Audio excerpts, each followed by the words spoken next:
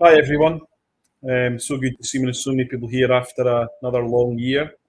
But people are obviously keen to do things with computing. So this is the very first STACS virtual festival. I'm Darren Brown, teacher at Inverness High School, and I'm also part of the STACS reference group. It's great to see so many people here, and we've got some great speakers for you. Debbie is going to introduce a very, very special video, a keynote speech that we've managed to capture.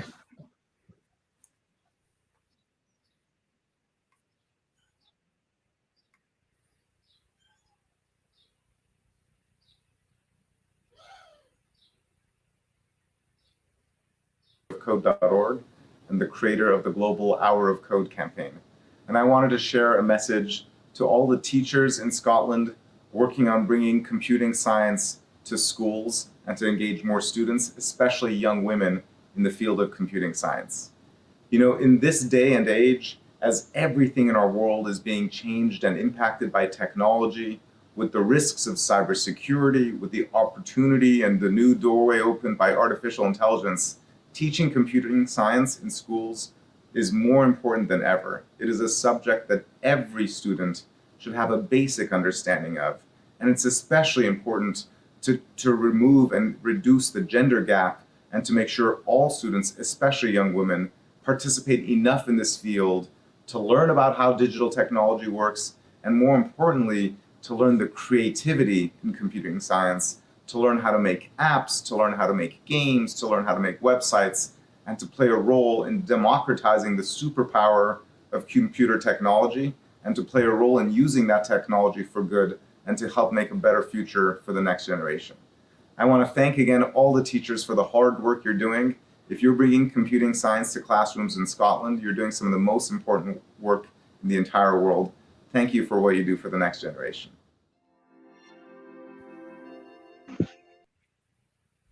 Hi everyone, welcome to tonight's STACS event. So that was a brilliant surprise video, Tony, well done. So our first guests are Francis and Alan, and they're from the fabulous charity Make It Happen. Before they talk, just to let you know, we do have a questions and answers section. Please feel free to post and we'll try and answer and get through as many questions and answers as possible. Over to you, Francis. Thank you so much, Debbie. It is lovely to be with you all tonight. I'm Francis from Make It Happen, and we also have our founder, Alan, with us today. So we are here to tell you all about the charity Make It Happen, who we are, what we do, and hopefully also how we can help you. So Make It Happen started 5 years ago. We just celebrated our 5th birthday last week. And we started 5 years ago with one aim: to get pupils inspired in digital learning, really focusing on how we can get pupils to go from being passive consumers of technology to being digital creators. Now, we do that in so many different ways, but I will tell you a little bit about our journey, where we started, where we are now, and then we'll look briefly at how we can also help and support the schools across Scotland. We also have some schools now down in England, and we are now going globally thanks to Alan and all his many, many contacts. So when we started 5 years ago, our main aim, as I said, was to inspire as many pupils as we could in digital learning, getting them thinking about how they could become digital creators. I was a teacher prior to doing this, as was 2 of our other trustees, and then Alan and co-founder Gillian and Aidan, our designer, all work in industry. So it was a perfect partnership of industry and teaching, which allows us to be relevant within the curriculum and make sure that everything that we are doing, all the resources, are age and stage appropriate, linked to the curriculum, but also feeding into that industry pipeline. So when we started in 2018, we had 4 schools and we managed to reach 2,000 pupils within that first year. We then, the following year, managed to do 16 schools with about 10,000 pupils, about 1,500 apps installed globally, and we became an official charity with our status being granted. The following year, we managed to do 20,000 pupils. We gained 150 volunteers that all work in the background, and we managed to do 50 schools. Now, all of that was using our app design competition that I'm going to talk you through briefly in a second. And our app design competition basically gives pupils the opportunity to design their very own app. And after they have designed their app on a low-tech, paper-based entry form, we take them away, we look at them with their engineers or designers, and we pick an overall winner from every school who then has their app brought to life. So the idea goes from a paper-based entry to a real-life app that functions and works. So really inspiring for the pupils, but actually really inspiring for us to see the ideas and the creativity and the things that they come up with. When we hit the pandemic, we decided to take all of our work online and do online hackathons. So taking that competition, but putting it out there using social media, using Twitter, things like that. And we received a lot of entries from Scotland, but we also then started gaining a lot of sort of global following. We had quite a lot of entries from New York and America. Over the pandemic, we were very obviously aware of the need to make sure that pupils were being connected with schools, not only for the digital aspect of furthering their digital skills, but also for the health and wellbeing aspect and making sure that pupils and families were able to stay connected with schools, not just for a learning point of view. So we then decided that we were going to use some of our funding to give away devices to schools. So we packed up the car and started dropping devices at schools to the pupils in most need. And all of that really was thanks to our platinum sponsor, JP Morgan, who deserve all the accolade in that, because without them, we wouldn't have been able to do it. We then move into September 2021, and we, with collaborators again, our volunteers from our sponsors, managed to create the Make It Happen High project, which is the ultimate step up from the app design competition, where pupils are actually then going through that process of designing their very own app and then having a functioning app by the end of a 6-week programme. We do that virtually, which means that it can run at any school, anywhere. We also have videos and things to support that now if schools wish to take that forward. And then where we're at now, we've got over 200 apps built in the last 2 years. We have reached more than 50,000 pupils in the last 2 years. We have done 5 Make It Happen High sessions for S1 and S2, multiple Dragons Den sessions for primary 6 right through to 6th year, and we're celebrating our 5th year as a charity. So that's a bit of a whistle-stop tour about who we are and what we do, but really the reason why you're here is to see how we can work together. So we work with schools in a whole variety of capacities. We are very flexible and we often make bespoke things for certain schools, but actually our bread and butter starts with the primary app design competition, which is free to all schools. We run that throughout the year, so there's no set time frame. Most days I'm at least one school at the moment. Before the holidays, we are multiple schools a day to make sure that we are getting winning announcements done and getting excitement back into the schools to show them they're winning apps, give out prizes and just get the kids excited.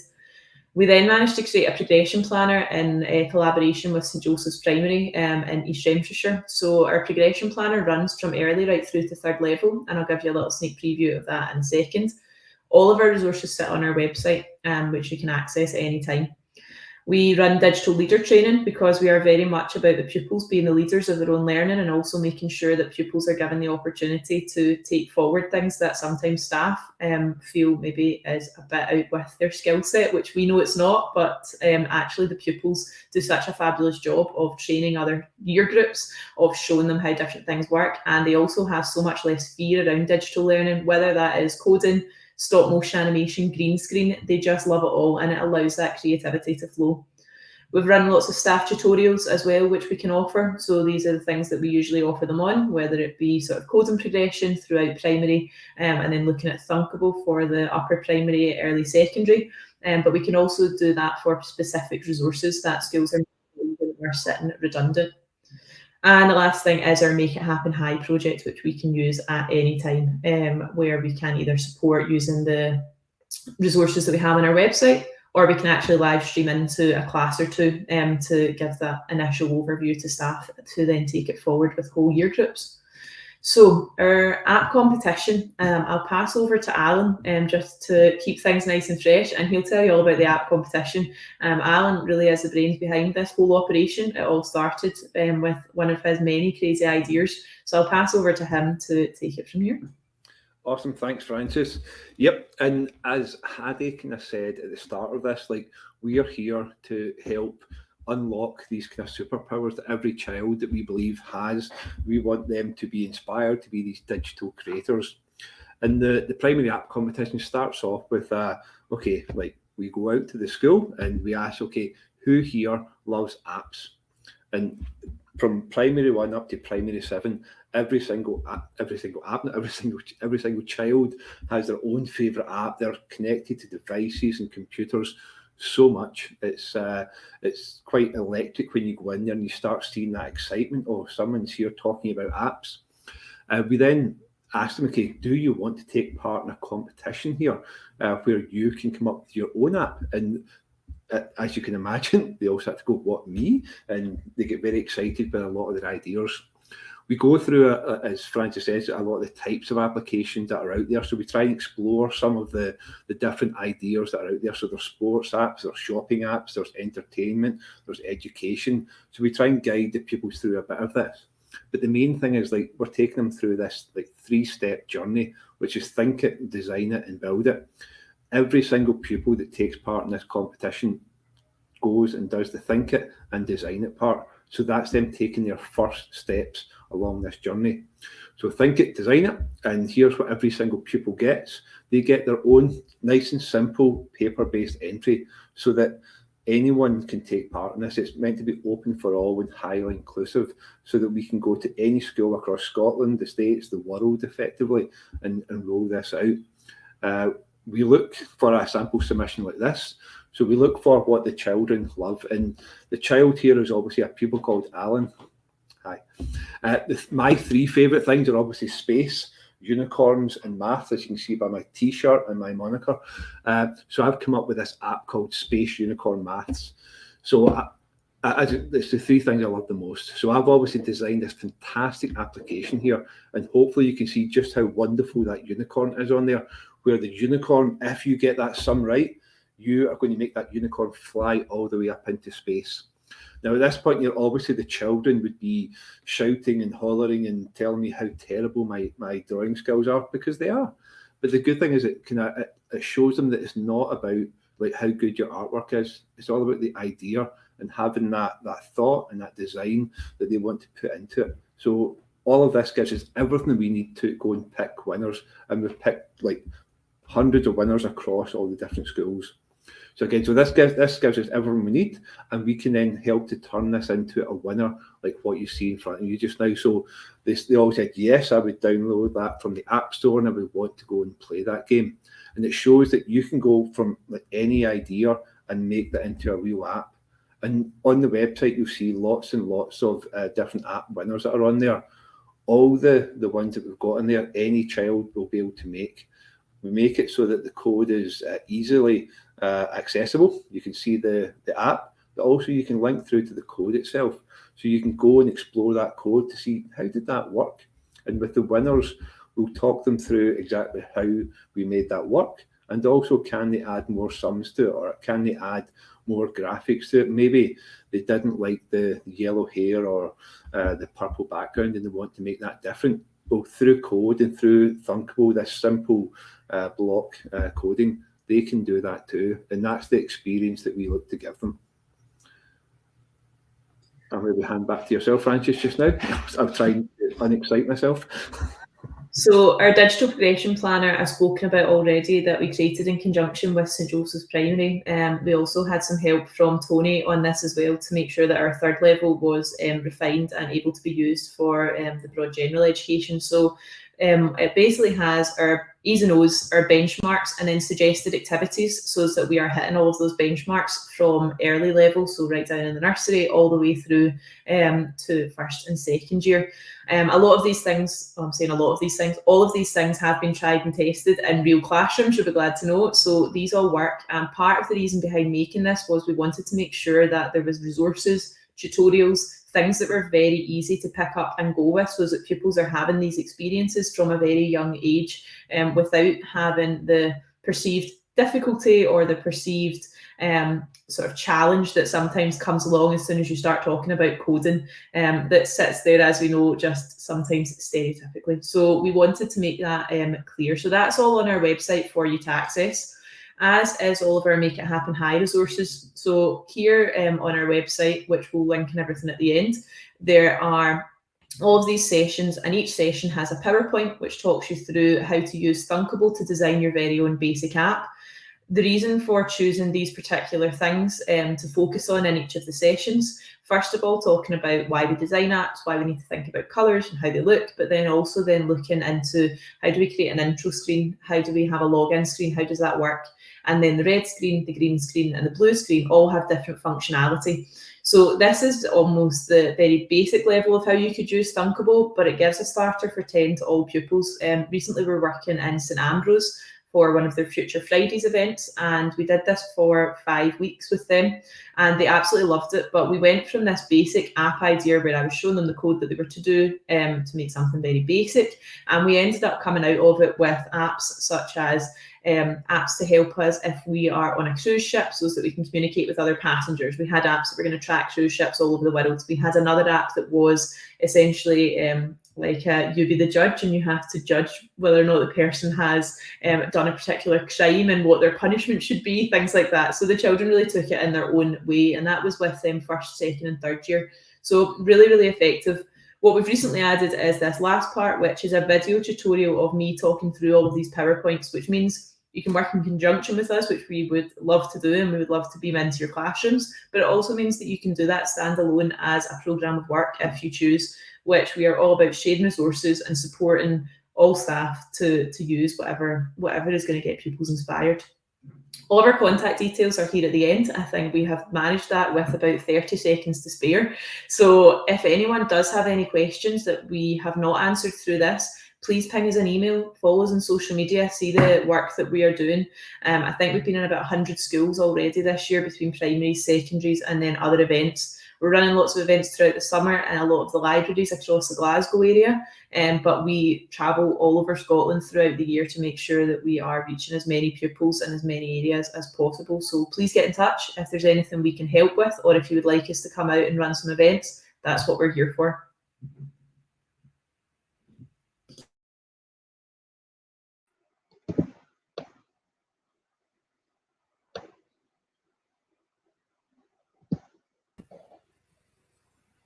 Right, thanks very much, Francis. That was fantastic. I'll be popping you a little email in a wee bit. Darren, do you want to introduce the next guest? I do, thank you very much. Next guest is Laura, Glasgow primary teacher, also a digital trainer and a microbit champion. Laura's going to talk to us about a fantastic project of using microbits across the curriculum. Hi, Laura.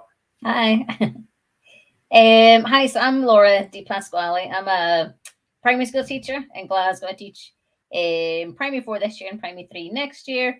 I do a wee bit of training for the council and have our free microbits in the classroom that I've been using, which has been fab. So I'm just going to take you through a little bit about how I use microbit across the primary curriculum and in particular linking to the Sustainable Development Goals. So when I'm thinking about Scottish coding in the Scottish primary curriculum, the main 3 things I'm focusing on is computational thinking, the kids' ability to kind of analyze and understand technology, and for me, kind of more importantly, that ability to be able to test their solutions. And as we're just talking about app development, that kind of thinking through things and then testing it out at the end. In terms of like lesson planning with coding, you know, frequently there are loads of resources online, lesson plans and activities, but I really wanted to focus on this idea of developing the young workforce and including the Sustainable Development Goals in my planning to help make the coding a lot more relevant to the day-to-day teachings in the classroom. So in terms of developing the young workforce, I particularly like this kind of graphic from Barefoot Coding and that idea of the tinkering. And that's really where we start in the primary curriculum, even back in nursery, kids kind of playing about with what they've got. There's a link in this wee video here, and it's a really nice video to show to pupils in the classroom. And it's all about people that are really famous in the computing world, like Bill Gates, Mark Zuckerberg, and they're just talking about where they started and how their love of computing started way back when they were young children at the early stages of primary curriculum. And I like this quote from Steve Jobs, that everybody in this country should learn how to program a computer because it teaches you how to think. And I really like to, when I'm talking about microbits and coding, and this idea of actually it helps pupils outside of the computing science world, and this idea of thinking, in problem solving, sequencing their thoughts and ideas to help staff that are maybe not quite on board to get on board with the idea of computing science and how it can enhance the rest of the curriculum. So here, I want to focus again, as I said, on being able to link computing science to the Sustainable Development Goals. Now, although there's a bunch of them here, I'm not going to talk about them all today. I'm just giving some of my ideas to help, and I'll put the slides in at the end. I'll link to the slides because there's lots of links that you can click on to bring you to different lesson plans, ideas, and videos. So the first one I was thinking about was Sustainable Development Goal 3, and this is good health and well-being. So Empathy Day, it's always in June. It's just passed, but it'll pop up again. And for me, this was being able to code your microbit to send a message or compliment to a friend, or in my class and in my whole school, we have a pupil of the day, and we give compliments to one child in the class every single day. And this way, being able to use the microbit to be embedded within that idea of your curriculum. So quick link there on how to turn your microbit to kind of send a Morse code message to link this in a slightly different way, and sending smiley face to someone who looks lost or sad. I know Alan and Francis talked about the kids who wanted to make the cruise ship app. This is like a really basic version of that, of just being able to send a message to someone. Being able to make the pedometer, I find that a really popular one. I've had kids in school, particularly primary 7, where we're starting to lose them. They're less engaged in the curriculum. Once you make the microbit pedometer and they pop it on their feet, these kids are running around the school. We have a balcony in my school, goes right around the middle, and the kids are running around there having so much fun. They're very quickly able to challenge themselves and add kind of cool wee things to it to make it give you different tunes and beats, and a bit like your Apple Watch would do when you get like 100 steps or 200 steps. Then thinking about linking more to the kind of wider curriculum ideal, setting a class or group challenge to achieve a certain number of steps as a team. And you can link this to real life situations or a specific measurement that you have to do. For example, how far a child needs to walk to school from their home to here in a different country, the length of Titanic, the number of stairs in Eiffel Tower, the height of Ben Nevis, and so on. Being able to turn your microbit into dice, I find that really popular in school. And each number on the dice can link to a different exercise. You roll a number 1, it's burpees. Roll a 6, take a break for 30 seconds. And then hopefully the kids are rolling loads of 1s, and it's a whole lot of burpees that they're doing. And then the last one here for getting fit is developing a heart rate monitor.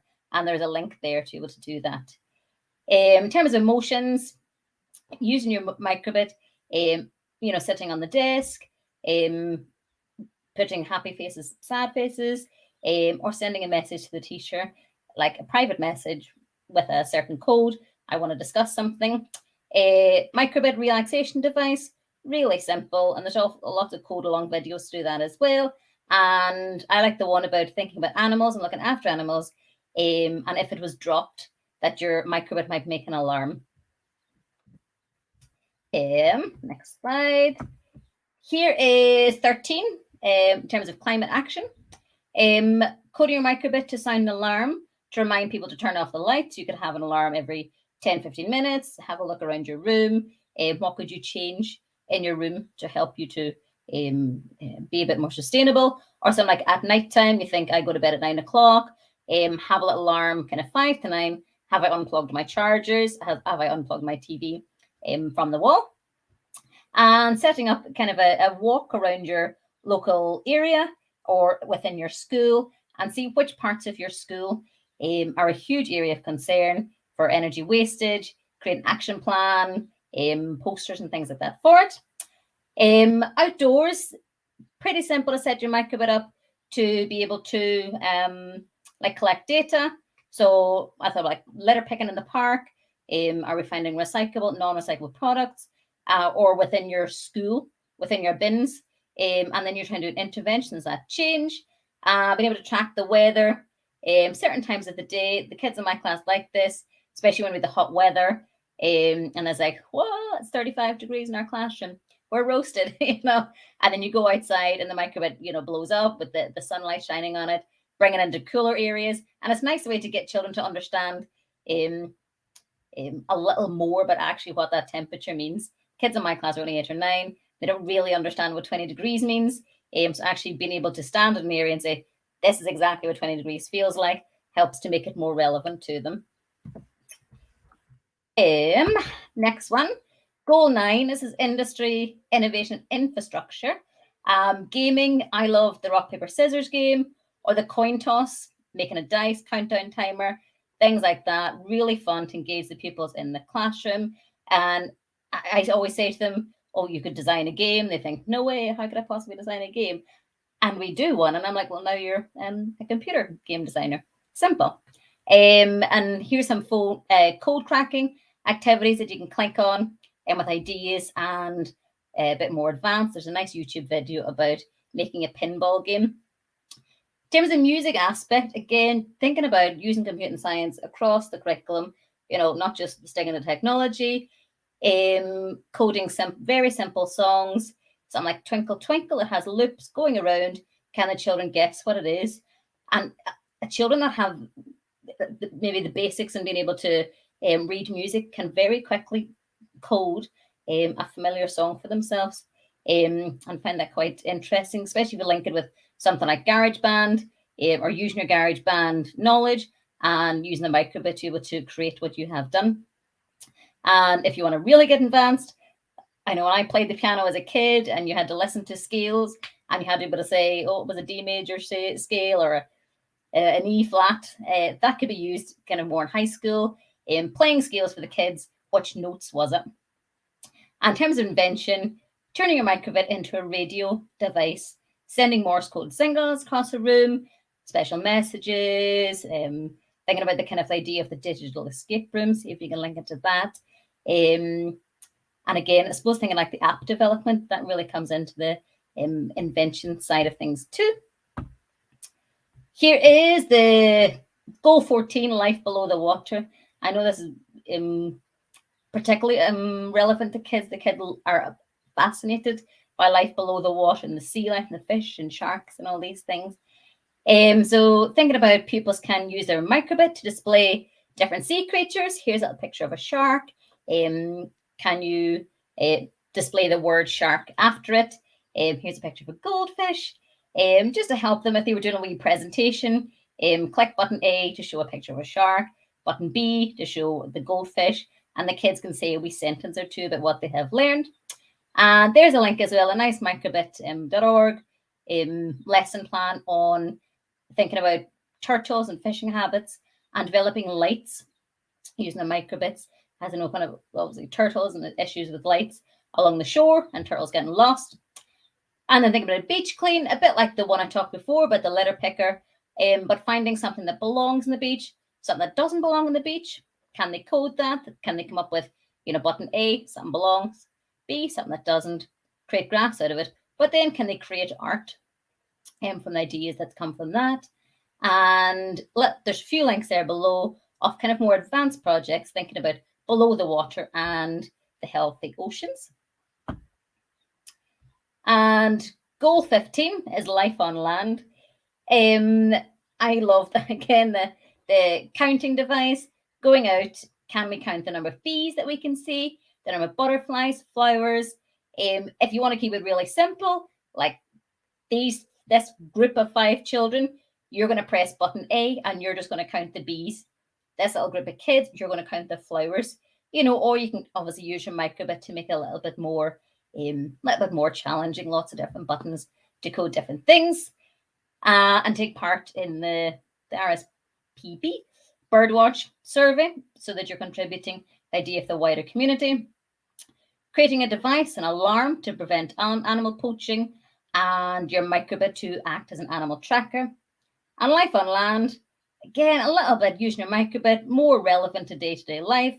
Reminder to water your plants, to feed your fish, walk the dog, and add a pedometer into that as well. So an alarm, remember to walk the dog, and then your pedometer, how far are you and your dog walking? Maybe the dog can wear your microbit.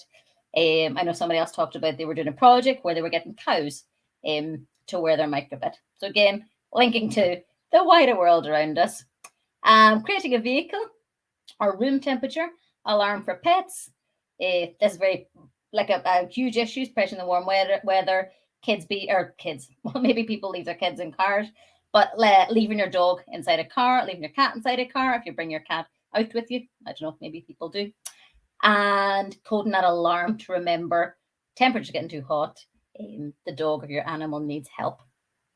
And then thinking about, there's a wee microbit lesson again about investigating infections. Quality education, coding your microbit to give you options for completing a task. So the kids have finished writing their stories. As a finisher task, they have to practice their spelling words. Code your microbit a bit like a dice, or with different options for it. Roll a 1, you have to write out your spelling words in pyramid writing. Number 2, write them in rainbow writing. Using the microbits for class vote. Kids love voting, love to get their point across, and also to include the pupils with visual impairment so they can cast their votes, or a person that has difficulty with speech, casting their vote without actually having to talk, or for the nervous kids. Being creative, spelling words out in foreign languages. You've got the word, I don't know, rosso. Can the quick kid guess quickly what the word is going to be in English? Storytelling machine, using it for the sound effects. Whilst you're telling your story, turning it into a musical instrument. And then there are lots of things you can add to your microbit. I wanted to keep it to the basic thing, but like pH sensors for plants, robots, catapults, cranes, that. And I've got 1 minute left remaining. And just say, I'll put a wee link in as well. I've just started a couple of weeks ago, starting a wee YouTube channel with really, really simple code along how-to videos that you can share with pupils or staff. So I was too fast. I don't know if there was any questions. If there's any questions, please pass them on, and I'll put a link to the slides and the YouTube channel in the chat. Thank you.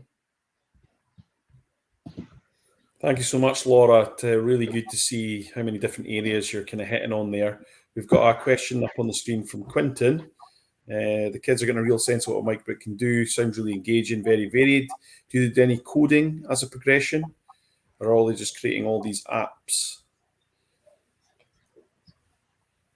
So with my class, they started on really basics on the tutorials that were within the microbit. Oh, there's my alarm. Within the microbit website, and then just getting a sense of how to code buttons like A and B, how to code it to shake, and then we then link it more to real life. So for example, we were learning about Italy and we're thinking about natural disasters. So we're coding our microbits. When you shake them, alarms are going to sound, and linking this to earthquakes around us. So, and that's their 8, the kids in my class. And we try to learn the basics and then link it to what we're actually learning. Yeah, it's like you say, once they get a bit of confidence, they can do their own, they can do their own programs and games, and they're amazed. And how do you find the staff that you work with? How does their confidence build, or how do they feel when they see how much of the curriculum you can hit on by doing some computing science? Yeah, because I think a lot of them don't understand immediately, and then it's like, here's how you can link it. And it's that idea of this is not just technology, and that idea, it's slowly getting there. Not everybody's on board so far, but it's that idea is coming along of staff being like, oh yeah, I could have used the microbit for that, or they're quite interested to see, oh, like I have microbits in my class, and that the kids take during calm down times with relaxation devices on them, and it's like you can see that it can be a useful tool within the room, but slowly getting there. That's great. Thank you so much, Laura. Thank you. Over to Debbie. She's going to introduce the next speakers. Hi, Laura, that was fantastic. I am absolutely in awe of what you're doing with the microbits. Honestly, that was amazing. So our next guest, everybody, is Pamela and Ben, and they're from Morrisons Academy, and they're going to be talking about how to go about demystifying project-based learning, and it's work that they've been doing in the curriculum when they're working with outside partners to deliver the computing science outcomes, and it sounds absolutely fantastic. Hi Debbie, thank you. I think we're just waiting on the slideshow. Is Brendan going to broadcast? Lovely, thank you. Well, good evening, everyone. It's been fascinating listening so far to some of the ideas. I've certainly been making some notes, and that just means more work for Ben and I tomorrow. I'm sure you all know that feeling. Lots of enthusiasm, lots of great ideas. Tonight, what we want to do is we want to talk to you a little bit about the journey that we've been on with regards to computing science, and particularly at that broad general education stage where we have been looking specifically at S1 and S2 this year, but looking to move that back to P6 and P7 certainly next year. Where we've come from is we've come from a background where, like many schools, we now have devices in the hands of all of our students. So one-to-one deployment in our primary school and bring your own device in our senior school, which has opened up all sorts of opportunities for our students and has allowed us to develop a whole school digital curriculum. So once we got there, we finally reached that mountain that I felt like I've been climbing for the last 20 years of. Now that computing science can focus on computing science, what do? How do we get more girls involved in computing science? How do we make it link more to the modern workplace? And it was time to perhaps think there a little bit differently about what we were going, how we were going to deliver that in those early S1 and S2 years. So I'm not sure how I go about, sorry, you see I say these things and then, no, there we go, button. So firstly, just a word of introduction about who we are. My name's Pamela Boal. I'm the Director of Digital Strategy, a very grand job title that basically means that I do all things computing, including teaching computing science. So I'm a computing science teacher of 20 years experience. During that time, I have worked on lots of different projects, including working with the SQA on curriculum development, and as part of that. And then there's my younger colleague, Ben, he'll like me saying that this evening, who we're not going to hold it against him, but he's actually a physics teacher to trade. And before that, he had a job in finance, but actually he's quite dynamic. It's quite surprising when you hear these things about him. He's been teaching for 3 or 4 years now, I should know that, sorry Ben, and he joined us as a STEM innovator with a view to developing a STEM curriculum from our P1 years, but because of timetabling, he also ended up teaching some computing science, which was very much my gain and led to his thinking a little bit differently about things. Yeah, thanks, Pamela. So, as Pamela said, my background is senior school physics. At the moment, I'm actually teaching P1 right the way through to S2. So I'm actually teaching a huge range of different abilities and ages. For the purposes of this, we're really talking about upper primary and lower secondary. So really P7, S1 and S2. I think it's probably worth defining what we mean by project-based learning, because there's lots of different concepts, lots of different ideas. From our point of view, project-based learning is really, it's group work, but it's not just group work. So we're not throwing kids into groups of 3, 4, telling them to fill in a worksheet and then forgetting about it afterwards. It's really about getting the kids into groups and then giving them a task to complete. Drawing on cross-curricular skills, so we're looking at bringing maths, a bit of English, teaching science and computer science. I try and bring a lot of science there as well.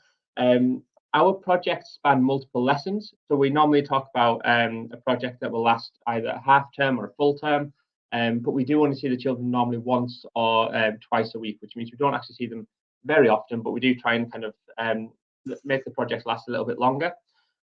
Each project normally has an end goal, so a bit like Laura was talking about a lot of the microbit work, and we use microbits as well actually. We tend to have a target that children need to work towards, but we try and keep it quite open-ended, even though there's a target there. It's very much through formative assessment rather than summative assessment. We look at skills, we look at observations in the class, and then we have a rubric of how the children have produced their final work. And we try to promote creativity. That's one of the big things about project-based learning.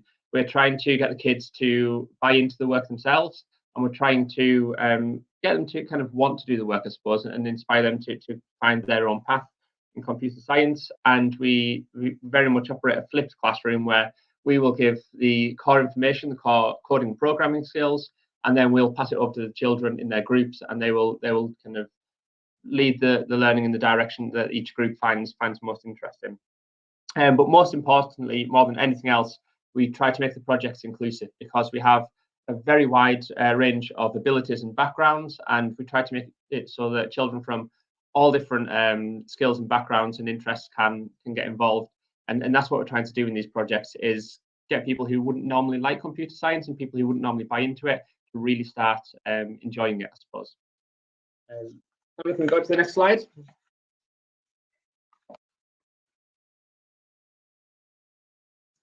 Looks like we can't.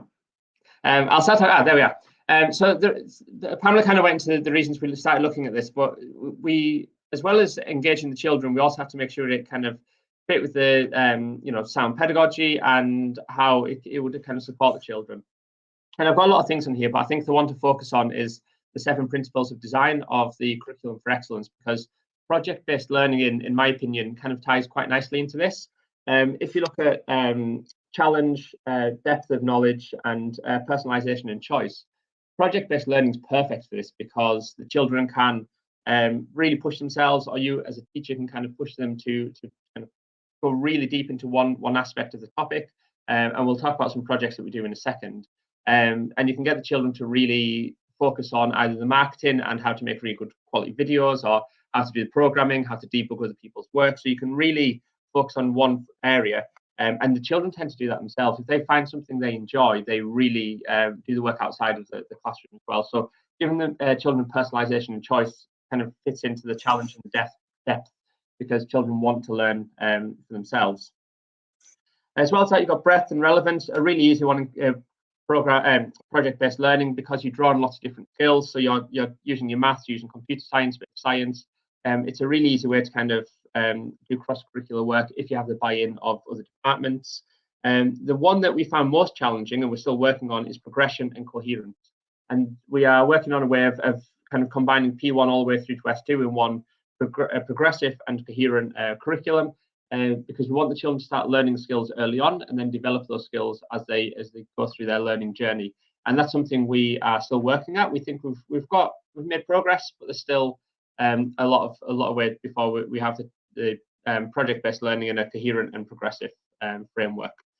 So Pamela and I will both cover a few of our projects that we've covered quickly, just to give you an idea of what we've been up to. So the Open UK Kids course is a personal favourite of mine.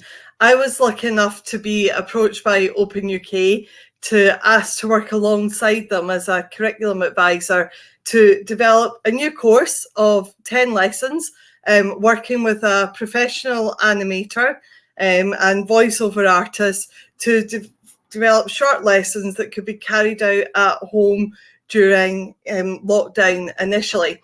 And a glove was developed. It was originally the Minimoo glove, but that's now been taken in-house by Open UK themselves, and that fitted the microbit. And the idea was that pupils were given different topics. In this case, you'll see on screen, there is the light glove, and then they learn to code. Now, this is specifically aimed at level 3. So we looked at making sure all of the level 3 outcomes in coding in Make Code were actually considered as part of that. So those lessons themselves are each small projects that can be completed in individuals or in groups. There are 10 of them, which is quite a lot of time from the computing science e-zine, and they're all accompanied by the e-zine, which has a I write a page in each of them about computing science concepts, but there are also industrial professionals. There are some fun quizzes that can be used as extension tasks. And that then leads nicely into developing a really good sound level of coding to allow them to go into an invention using design thinking. So I'm not sure if these links will work. No, they won't. It's okay. But the idea here with design thinking is we went through the process of actually coming up with an idea, of designing that, of building a prototype, and then of sharing that story with the rest of the class and presenting their ideas. And we had some absolutely fabulous ideas. We had a tie-tying glove that taught you how to tie your tie, which was really useful and engaging. We had a glove that reminded you to do certain things at certain times that was aimed at people who were perhaps neurodiverse and struggled with organisation, or older people with dementia. The kids came up with some really great ideas, and seeing the prototyping of those gloves was a bit difficult, watching some of my gloves being cut apart at points, but some of the things that they did with them, like putting mesh inside and designing, was really, really creative and allowed them to take real ownership of that process. That kids course is available for free. If you just type Open UK Kids course into Google, there are two. Course 1 is mapped against level 3, and course 2 is mapped against level 4. So that one is well worth a little bit of a look at, and it's one that we're always open to feedback on, and we'll continue to develop that resource for skills.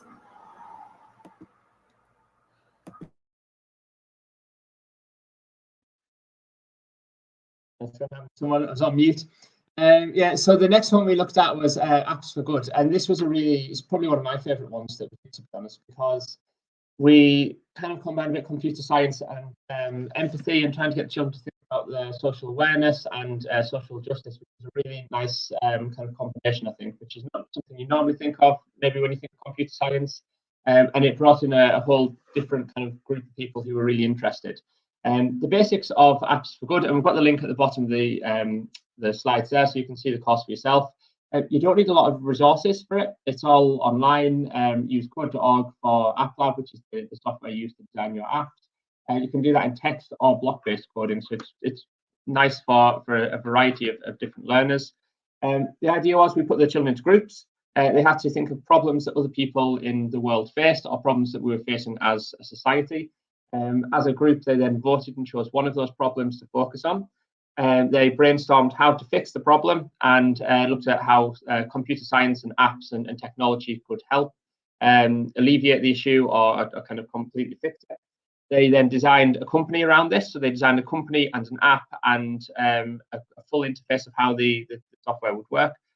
Very similar to, I think it was the first presentation we had today. I think that was quite a similar kind of idea to this.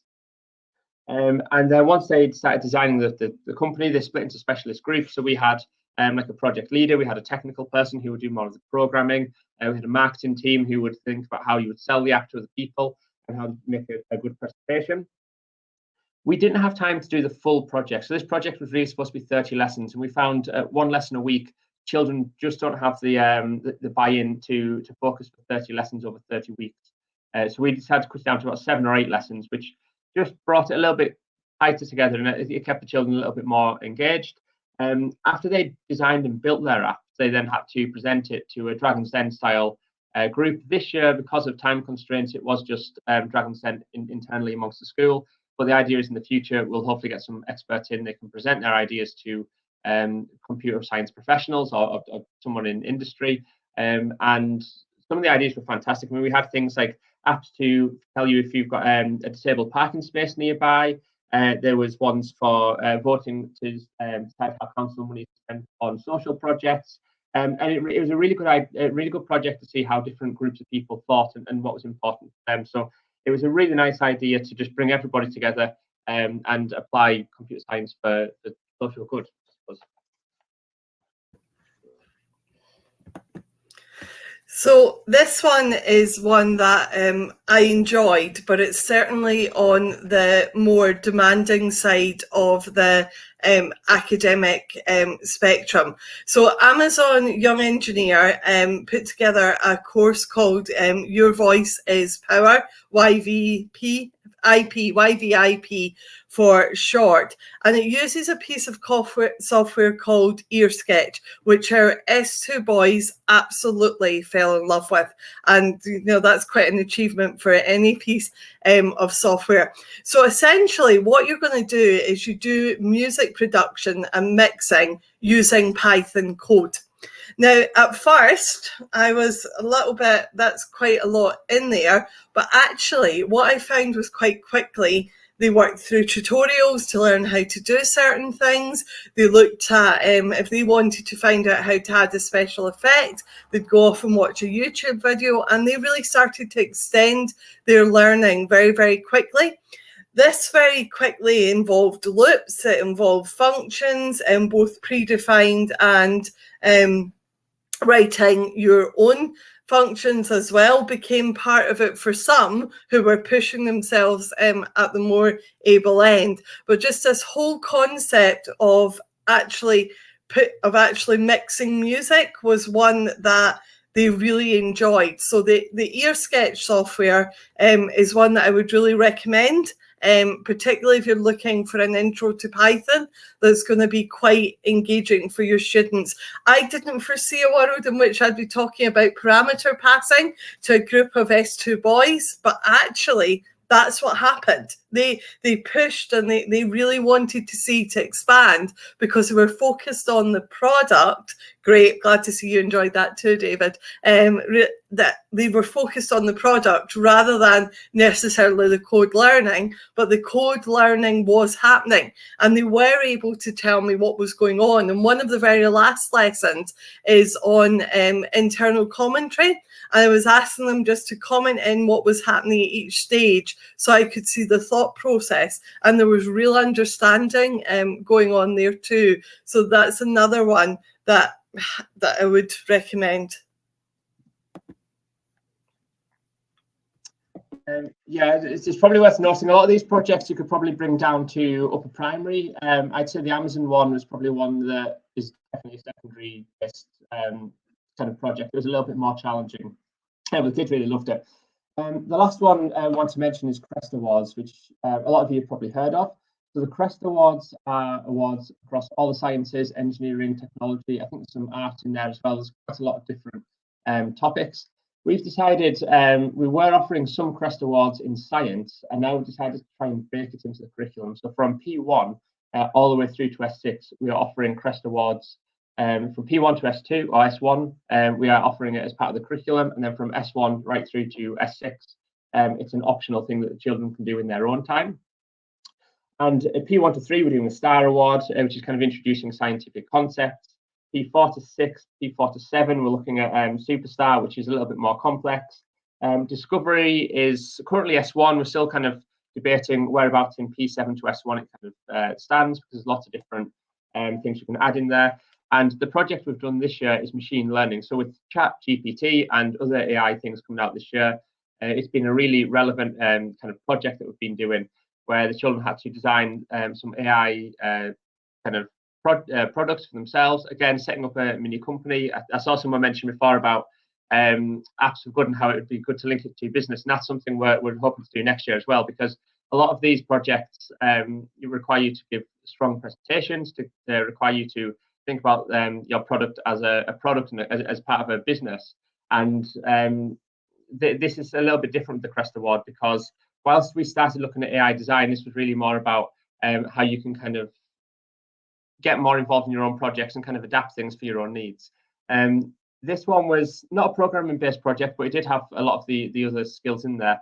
We're really looking to use this as a springboard to kind of inspire people to do the bronze and possibly even the silver awards in S1, S2, S3. Gold's a little bit more complex, 70 hours. We haven't really got anyone that far yet, but it's definitely worth considering looking at Crest Awards, not just in the secondary, but in the primary sphere as well, and how it can kind of I suppose, tie in the curriculum all the way through without having to rewrite the whole curriculum. So it's definitely something we found useful for kind of engaging the children across a wider age range.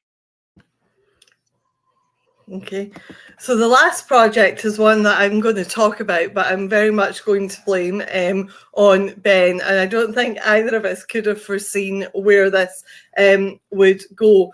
So we had quite a frank discussion at the start of last year about homework and about homework's place within the curriculum, about the time spent chasing homework, all of the things that teachers normally talk about. And what we decided was actually at this stage, instead of giving out regular homework, what we really wanted to do was to enrich the pupils' learning and to really get them to follow their own passions and their own things. So in term 2, we give them roughly 8 to 10 weeks to work on a project of their own time at home. And we called it Technology Behind.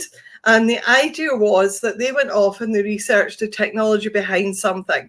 So we had technology behind missiles. We had the technology behind Pokemon Go. Really interesting, actually, I discovered.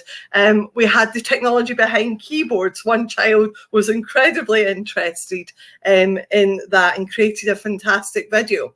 And what we asked them to do was either to create a research-based poster, a video, a 3D model, virtual or real life, or animation. So our PowerPoint presentation wasn't an option. We really wanted them to explore different ways of actually presenting information because they do presentations in so many areas of the school. Some of the results we saw we could never have foreseen. We had one boy who took apart a VR headset and told us how it worked. We had one girl who made a scratch animation of how GPS worked, and we had another very much Snapchat type style video that was short about music technology and how it worked. There was a fantastic poster on smartphones and how they work that was actually designed like a smartphone. And the kids really, really engaged with all of that. And actually, we spent ages looking at these. It took us a while to mark them. I think we underestimated how long it would actually take us to mark them, when 120 landed on our desks at the same time. We were sort of like, oh my goodness. But actually just seeing what they had done was really inspiring for us, because they put in the time, and pupils who we wouldn't normally expect, when they were really engaged with the topic, really took it a stage further and beyond. And there was also the opportunity to check in with us regularly and just tell us about what's going on with something. So we were really, I was really excited by this one. It was a bit unexpected. I don't think we could have expected the things that happened when we began, but with a little bit of persuasion, they actually probably learned far more than they would have from a weekly homework exercise set by us in the vast majority of cases.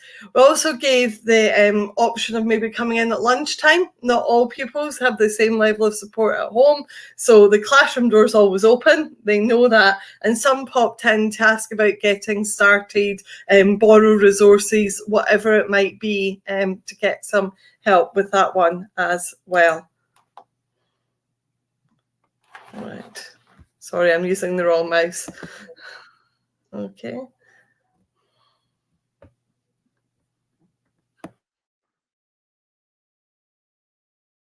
I'm very conscious of time, so I'll run through this quickly. But look, we've talked about project-based learning. It'd be remiss not to look at the challenges, because it's not an easy thing to implement straight away. It is a big step away from the curriculum that a lot of people, including ourselves, were using.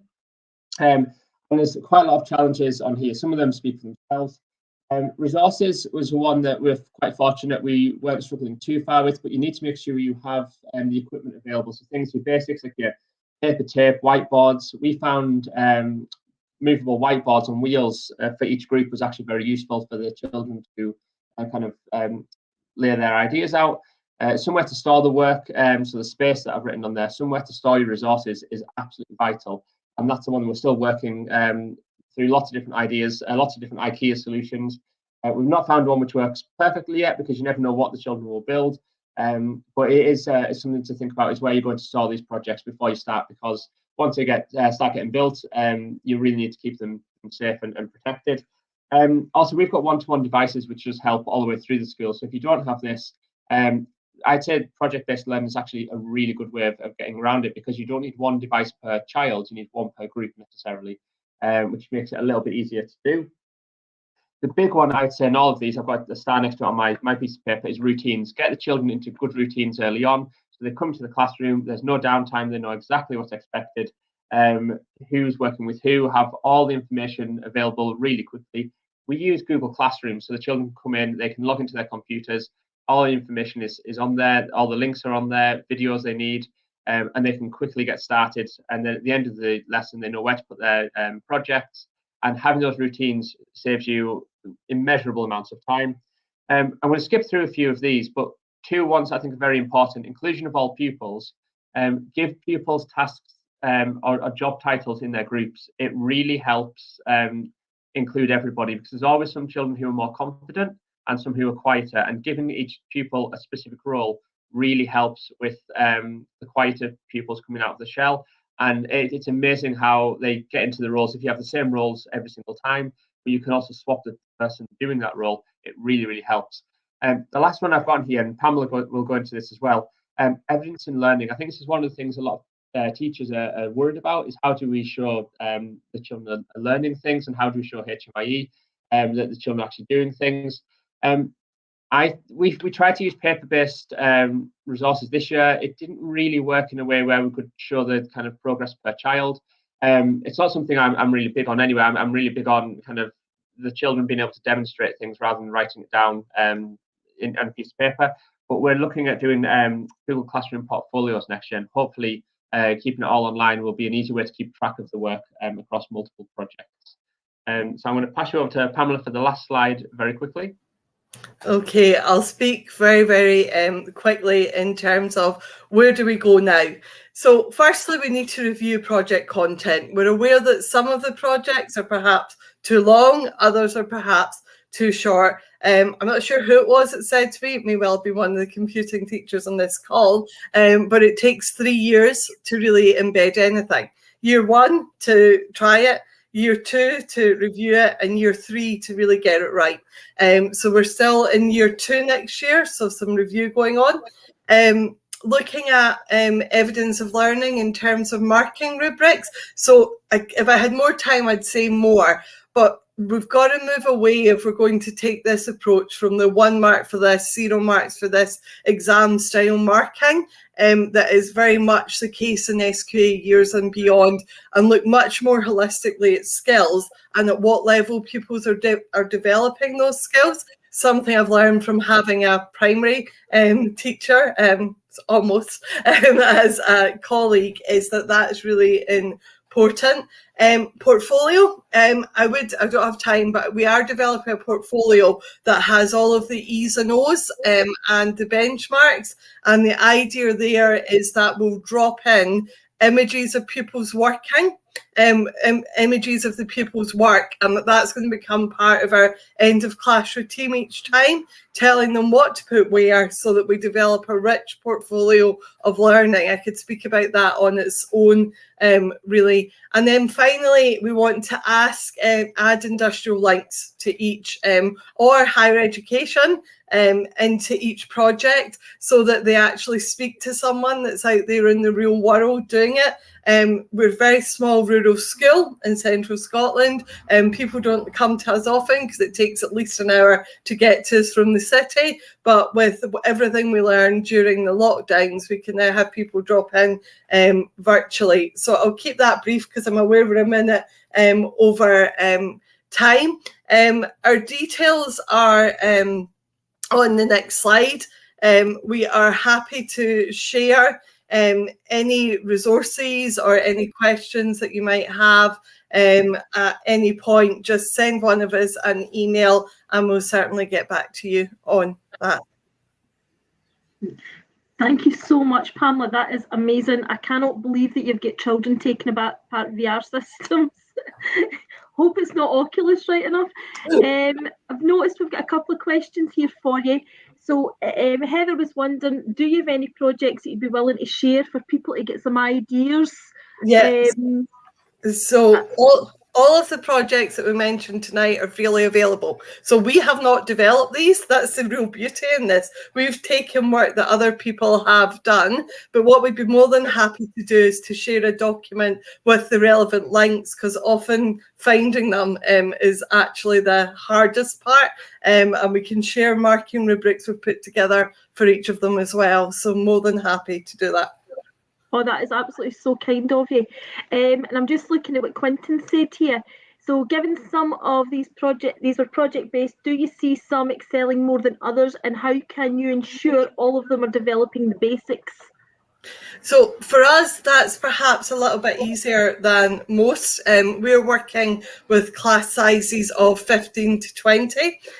So we know our pupils relatively well. Ben has often taught them from P1 to transitional. In fact, test 2, he's taught some of them for a long time eventually, hopefully. So what we'll have there is a situation where it's just about knowing your pupils.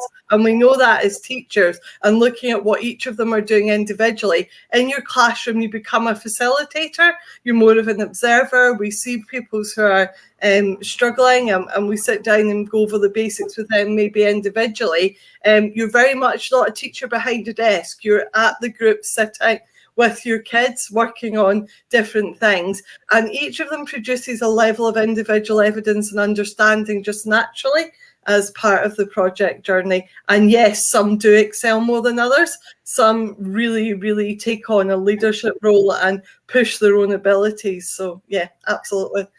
It's probably also worth mentioning that the first time you do the project, you will certainly, we found that some pupils really excelled and other ones were maybe a little bit quieter. It takes a while to kind of spot when a child looks like they're busy when they're not busy, because some kids are very, very good at pretending they're doing more work than they are. So it takes a few projects before you can actually get used to what to look for and things like that, and understand when a child's really putting the work in or when they're struggling. Thanks, Pamela. Thanks, Ben. Really good. I think we all need to move more towards that sort of thing. And certainly if you've read the assessment reform documents, there's a big bit in there about assessment project-based work. Our final talk tonight is from Roddy and Helen from down in the Borders, talking about their virtual live lessons in coding. Hi, Roddy. Hi, Darren. You all right? Helen. Yeah, thank you. Thanks for tuning in and giving us some chat. Good stuff. I'm hoping, given that I can see myself on the screen, I can see Helen, that everyone else can see us as well. As Darren said, we are down here in the Borders. They're not so sunny Borders tonight, but we'll do our best to try and entertain you over the next half hour or so and tell you all about how we have brought virtual live lessons to life down here in the Borders. This is our second time presenting this kind of slideshow, slide deck. We did it for the Apple Worldwide Summit a few weeks ago, so it's a great privilege to be here tonight in front of you all with the STACS Virtual Festival. So a little introduction from us both. First of all, so I am Roddy Graham. I am a lead teacher down here in the Borders with the Inspire Learning team, and I've been a teacher for 12 years with a primary background, been part of the Inspire team since 2020, and in the next few slides we'll tell you a bit more about what the Inspire team is and what we do. But I'm not just doing this solo tonight. I'm also joined by my fantastic colleague, Helen. So hi. We did have, I'm Helen. Hi. We had chats about how we used to call ourselves Holly and Phil when we used to do this. And now we need to. Doesn't work nowadays. No, we need a new name, don't we? I'm not being Phil anymore. I'm usually Holly, but I'm actually called Helen. And I'm also a lead teacher down in the Borders for Inspire Learning. So part of the week we're lead teachers, and then part of the week we're in our own schools. So I also have a primary 6 class as well. So we're both primary based, and what we're going to talk about is mostly primary, but it does sort of leak into secondary a little bit. So I've been a primary teacher for about 12 years as well. And yeah, we wanted to talk to you about how we have tried to engage our children and teachers in the borders by bringing them some live lessons and trying to make them engaging and bring coding to life as well. So try and remember who's saying what. So we wanted to try and engage you as we try and engage our participants in our live lessons. So if you could write in the chat, hopefully I can see it. I think I can. So to engage young people in their learning, you need to. So if you could try and finish that sentence off. I think we've done this before as like a word cloud or a quiz, but I think we'll just pop them in the comments if that's all right. See if you're still awake, but you might not be. We realise we're the last on. We're also competing with Scotland versus Georgia as well, so it's like a double-edged sword tonight, trying to entertain people whilst the football's on. But there we go. Thanks to Darren for his wee comment there. Link to real world IT that they use. Love that one. Thank you very much, Darren. We've got Alan saying connect with what they love and have some fun. Hopefully we'll be doing that over the next few minutes as well. Keep sending those comments in as you go. I know there's a slight delay in terms of us presenting this live and you actually seeing it, so we will have to contend with that. But I think there's another one on screen now, Helen. Yep, so you've got knowing what people's interests are and connecting to computing stuff in their own lives, choosing an area they'd be interested in. So we tried to do a lot of those things in our virtual lessons. So making it real life, making it relevant, and making it fun. So we'll kind of, what do they call it? Swing back round to those at the end as well and see what else people have added in. So we'll go to next slide, please. And this is me. So what we were going to talk about today is who we are and where we come from, and so what our background is in the borders and what our kind of, we called it the problem, but it really should be what is the challenge, because it's not a problem, it's a challenge. So how we solved our challenge, so how we built our live lessons to try and get the most impact we could. What we learned, we've done quite a few of these and we've learned some lessons along the way, and where we are now. So what we are going to do next with our live lessons, and then any top tips if you fancy doing them too. And if you've got time, we're going to get some questions. So over to you to tell us. If at any point you want to pop in a question too, just do so, and we'll keep an eye on the wonderful things that just pop up on these screens. It's not like doing a Teams thing where you have to like look at your own screen at the same time. It just pops up. It's wonderful. I like it a lot.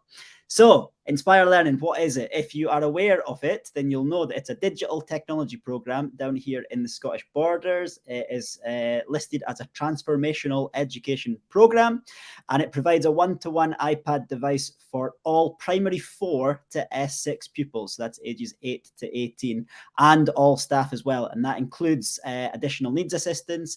It includes senior management team. It includes nursery staff as well. So basically, if you work in a border school, you will have an iPad in your hands. There are currently 15,000 managed devices in both primary and secondary schools, and they're hosted within our Jamf platform, which is our mobile device management system. There is a curated self-service app as well, which aligns across different settings. So secondary have slightly different apps to primary, but generally the apps are very, very similar for both pupils and staff. And we're all in control of which apps go onto that as well. But I think what makes the Inspire Learning team a little bit different to some other projects like this in Scotland and further afield as well, is that there's the Inspire Learning staff support team, which has been created too. And we've been part of that for the last 3 years, myself and Helen. It started quite as a small role. My role was for about half a day a week, and now it's grown into a permanent lead teacher position. And we go around schools in our clusters to support them with improving their use of the digital technology to enhance teaching and learning. And we also go across other clusters too to support them as well, both in terms of CPD opportunities, but also these live lessons that we've developed as well. So it's a real engaging, innovative program down here. It was in 2019, actually, it was launched, which was pre-COVID times, which allowed the secondary schools in particular to deal with the home learning a lot easier than it would have been had we done it a year or so down the line. It was a little bit trickier for primary. We actually got our one-to-one devices at home. They brought them round and dropped them on our doorsteps and kept their 2 meters away from us. And that was how it worked back then. But it's really been a swift transformation in terms of how teaching and learning is done down here in the Borders as a result of the Inspire Learning programme.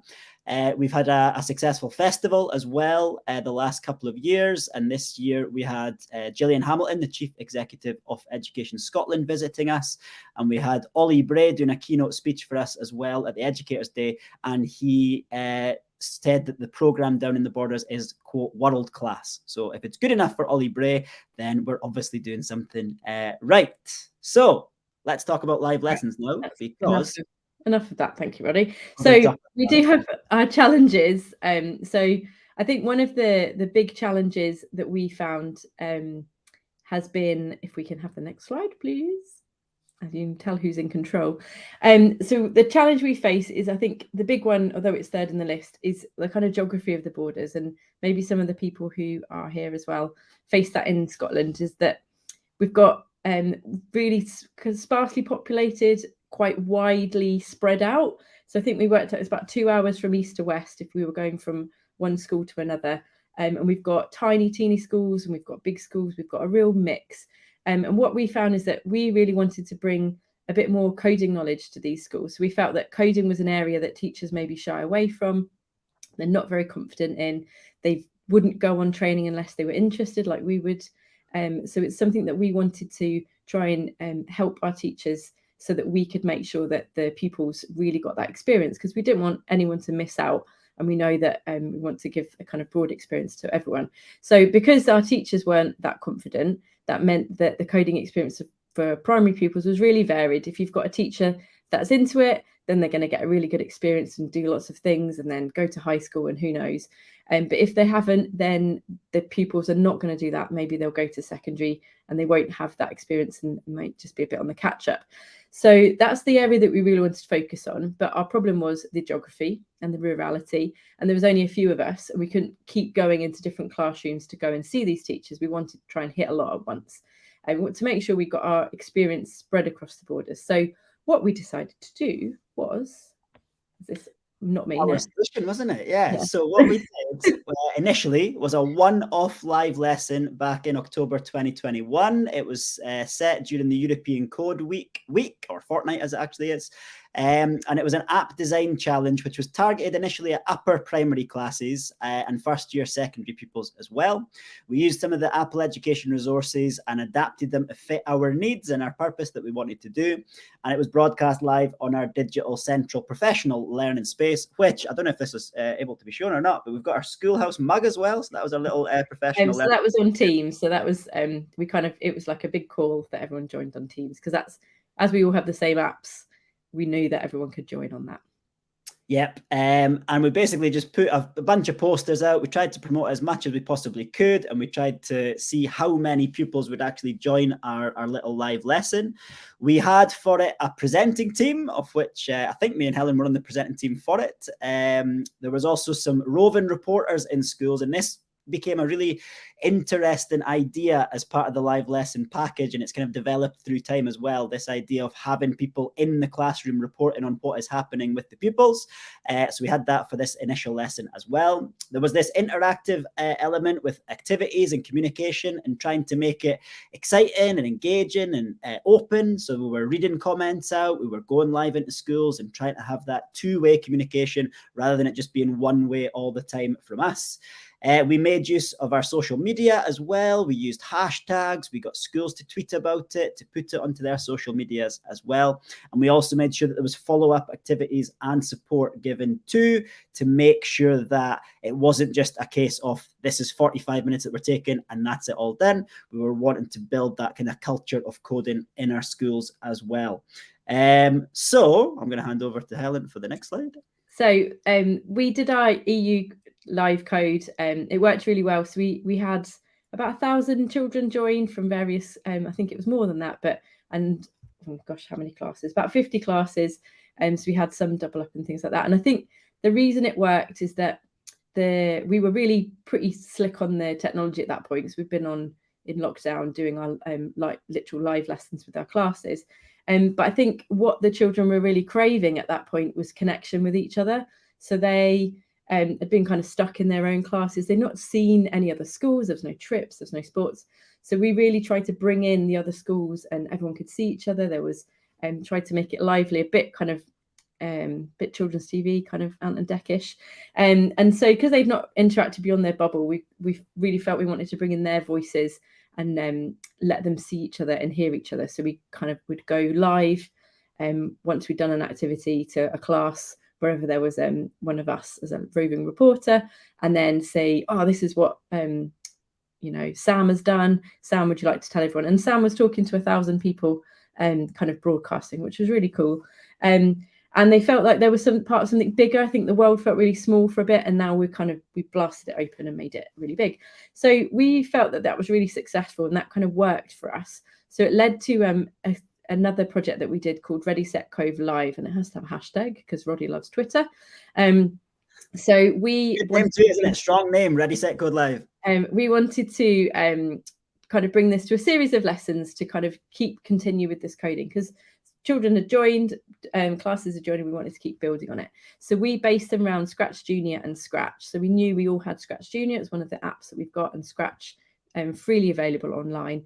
And we developed a series of 3 lessons that we would do weekly, and we went to different classes. So we had a reporting team that would go to different classes. So you report live from that across the region. And we got lots of different people involved, and we got people who'd never coded before to do some coding. And as you were kind of mentioning in there, giving them the opportunity to personalize, we were showing the teachers this is what we could do, and then the kids would go off in all sorts of different directions, and they would personalize their little projects the way they wanted. So we didn't have wanted to move away from the code along kind of thing, which are great, and I've done lots of them, but we wanted to make it a bit more interactive, and then give them ideas so they could then take it and go on their own little way with it. So keeping to time, what we learned, some the hard way. Is this me or is this you, Roddy? This is you. This is me. Yeah. So what we learned, don't talk too much. Very tempting when you're in a vacuum. So we had 2 people who were presenting, and you'd be off just in a room somewhere.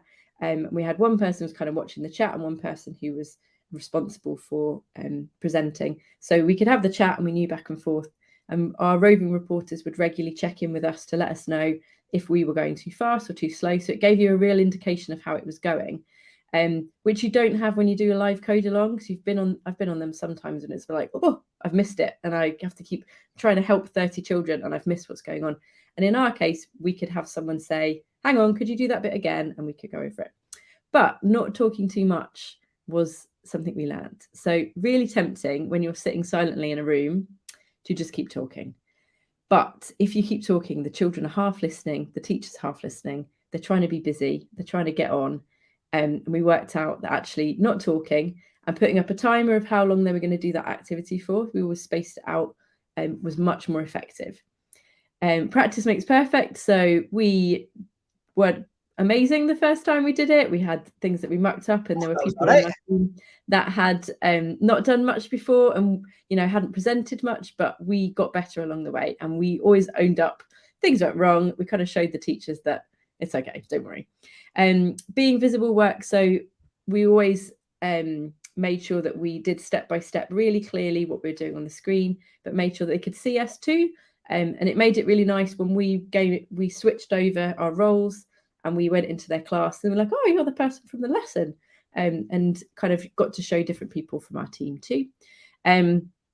Energy, enthusiasm, engagement. So sometimes when you weren't feeling it, it was hard, but you have to have lots of energy, lots of enthusiasm, and you get lots of engagement from the kids. So kind of for that 45-50 minutes, you turn on your best Ant and Dec, and you get loads of engagement from the kids, and they're really into it, and they think coding is the best thing ever. So we really increased our teacher confidence. We had teachers who joined who'd never really done any coding at all, who were then taking on the projects we suggested and going off and doing their own, or they were supporting their own colleagues. That's brilliant.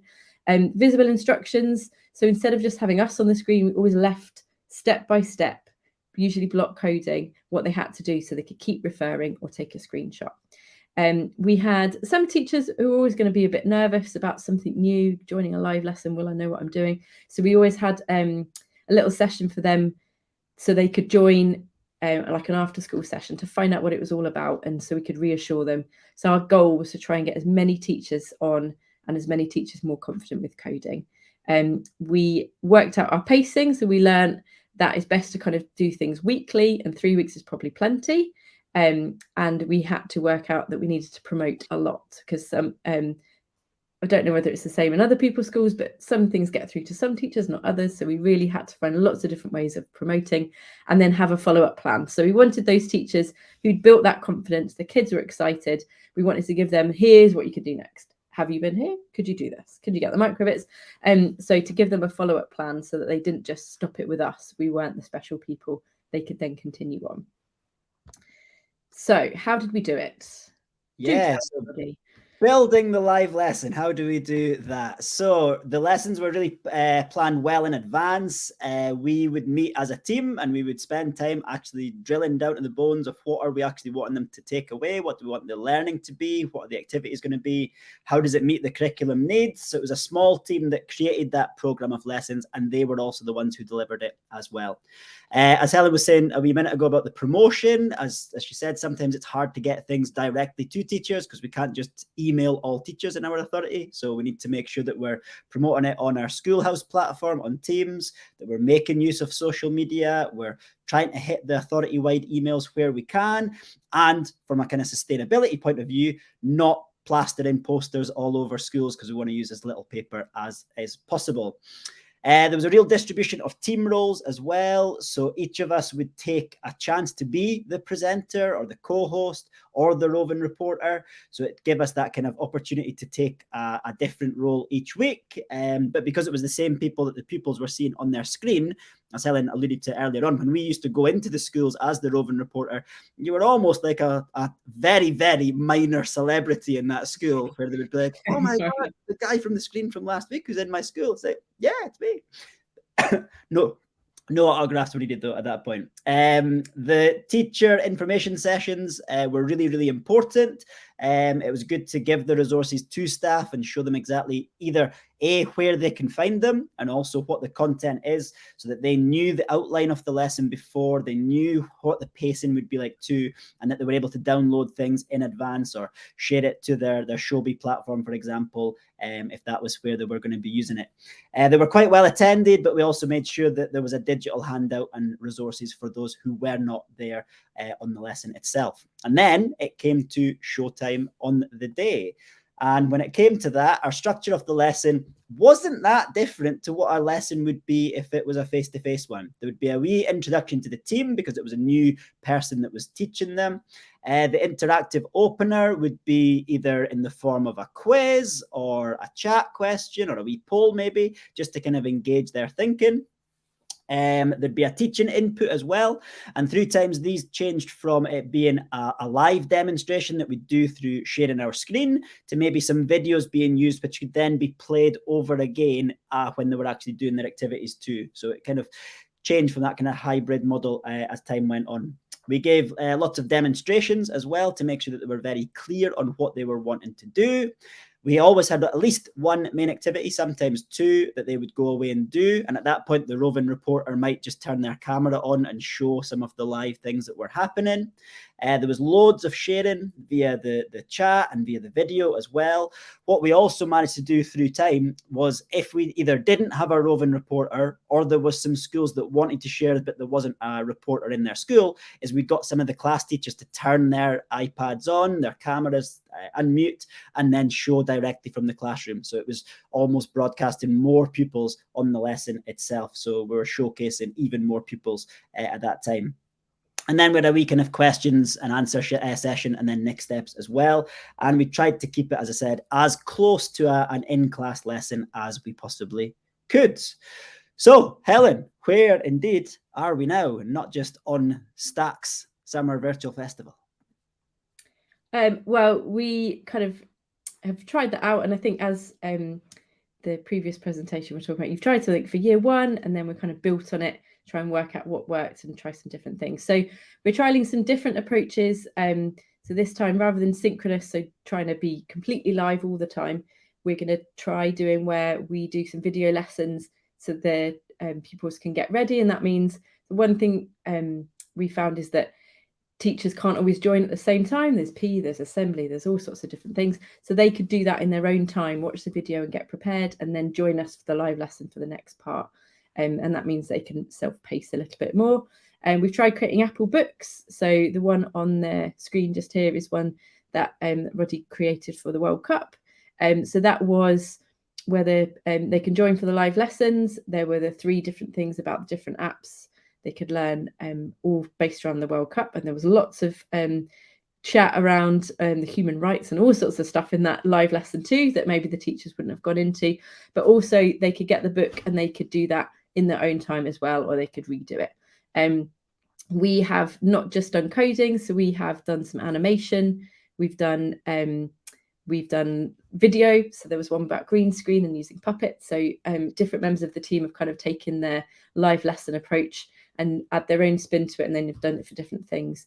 And then we have given, I think we want to go with more professional learning opportunities for staff. We can't get round to every staff member. They won't always join us for CPD because it's not always on their PRD maybe. But if they're doing it live, they're doing it now, they're doing it with their class. We're teaching their class for them, but they're also getting a little bit of CPD. So we get to engage the pupils too with that.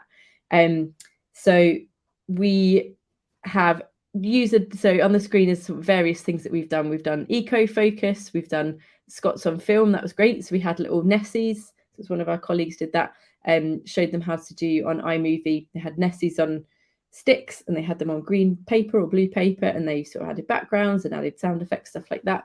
We've done the EU Code Week again. This time we focused on AI and we did face recognition, which was really cool on Scratch. If you've not looked at that, then you definitely should. We've done the World Cup. We have done book festival, all sorts of different things. So we're hoping next year to kind of extend that into Microsoft Make Code and to do podcasting, a few different things, and just see where it takes us and try and keep it fresh and keep it exciting for the teachers. So we have got some top tips, which we're probably aiming to go maybe like almost one a week next year. I think as Pamela was saying, not just us, not just Ollie and Phil. No. They're far too busy. They need the summer holidays. But as Pamela was saying before, things kind of come in like a 3-year cycle. So the first year was let's just give it a go and see how it goes. Year 2, which would be last year for us, is let's try and expand it a bit more. Whereas year 3 is now going to be right, how can we absolutely nail this and go and make it the best possible bit of learning as we can.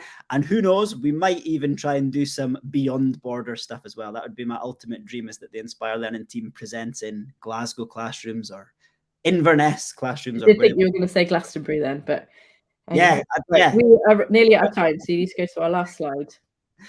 Yeah, so top tips. So as we said before, we've got promote. If you don't promote them, you'll not get anyone there. And ultimately, if you don't have any classes joining you, it becomes a bit of a worthless exercise.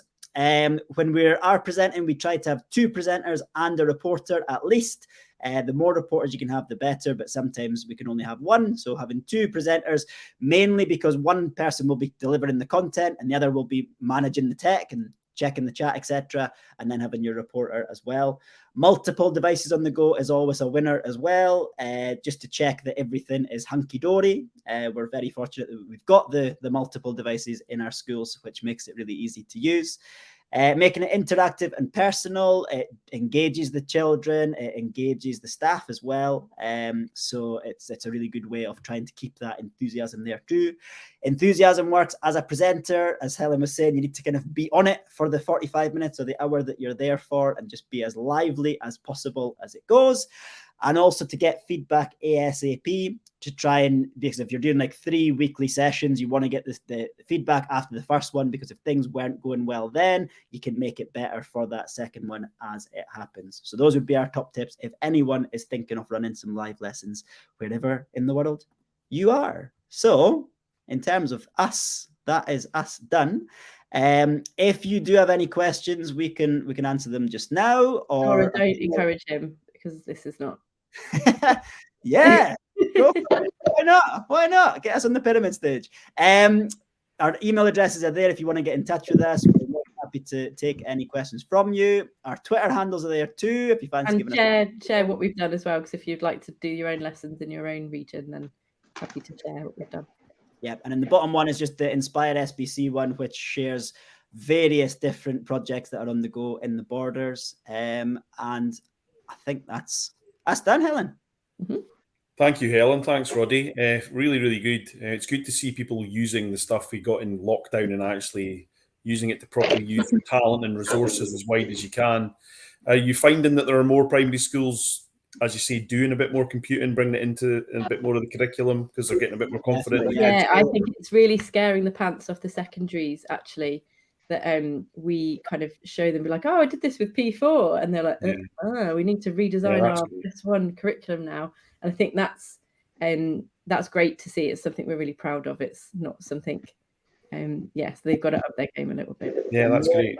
They're taking a real leadership role over it as well. They're kind of running their own little microbit clubs, etc. at lunchtime, and they're kind of pushing themselves on as well, which is maybe quite scary for some teachers because they're feeling like, well, if you know this already, how am I meant to then push you further? Because I don't know it. Yeah, we found the same. If you capture the kids, the teachers have to be kind of dragged along, and we try to explain to them, even as a computing teacher in a secondary school, you learn so much every day from kids who say, "Oh, I did this," and I have no idea how you did that. Yeah. No, it's really, really good. There was a couple of questions about DPIAs. I don't know who decided to bring that up right at the end about how we get on with councils and getting data protection impact assessment reports done and things like that. We all the apps that go onto our self-service store have to go through the DPIA process, so it can be quite lengthy in getting the apps on that we want. And we don't always get what we want, I think, because of that. Yeah, it's something I know STACS are really pushing for, a more central. Scotland, if somebody can get it signed off, then surely we can do it. But no, it's fantastic. The thing we really like is a stop motion app. We can't find one that will get through yet. Right, Brendan is warning me that there's only a minute left. The Scotland game has been rained off at the moment, although Scotland are 1-up, but they're actually off it. Just thank everybody for tuning in. I know it's been a busy year and there's another 2 nights coming along. Tony and Brendan in the background have done a hell of a work to get this all going. So I really thank them. And just the STACS report's just been published. If you're not signed up to the website, you can get all the materials and stuff on there for BGE courses. They're fantastic. Very glossy. Yeah. Yeah, it's been really, really good. What a diverse bunch of stuff we've heard from, and lots of really exciting stuff. And for teachers by teachers, I think that grassroots push is a massive, massive thing. Ben, what was the stop motion app we saw at W5? Is that Pamela got a stop motion app? Yeah, we need to share more, guys. But I think we're going to get out. I've got a feeling. I think so. Aye. The whole thing's going to stop. So hopefully you're still hearing us. Bye, and thanks for tuning in. Thanks for all our speakers. Thanks, guys.